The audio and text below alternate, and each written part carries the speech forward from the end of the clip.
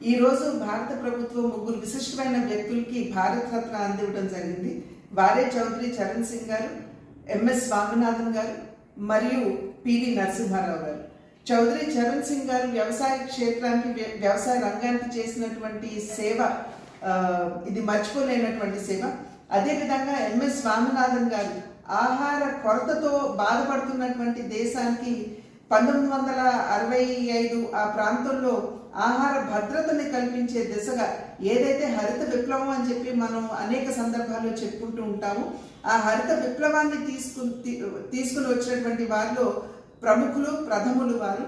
కనుక అటువంటి వారిరువురికి కూడా ఈరోజు భారతరత్న అందివ్వడం అనేది చాలా సముచితమైనటువంటి నిర్ణయం. అదేవిధంగా పివి నరసింహారావు గారు తెలుగువారి ముద్దు బిడ్డ. వారు ప్రధానిగా ఉన్నటువంటి సందర్భంలో వారు ప్రవేశపెట్టినటువంటి ఆర్థిక సంస్కరణలు ఏవైతే ఉన్నాయో ఈరోజు భారతదేశం ఒక గొప్ప ఆర్థిక శక్తిగా ఎదగడానికి వారు వేసిన పునాదే కారణం అని చెప్పి మనం చెప్పుకోవచ్చు. వారి తదనంతరం, వారు ఉన్నప్పుడు కావచ్చు, వారి తదనంతరం కావచ్చు, వారికి సముచితమైనటువంటి గౌరవాన్ని ఇవ్వకుండా ఏ విధంగా వారిని అవమానపరిచారో మనందరికీ తెలియనటువంటి విషయం కాదు. వారు ఒక రాజకీయవేత్త కాదు, పివి నరసింహారావు గారు ఒక గొప్ప రాజనీతిజ్ఞుడు అని చెప్పి మనం ఇక్కడ గుర్తించాలి.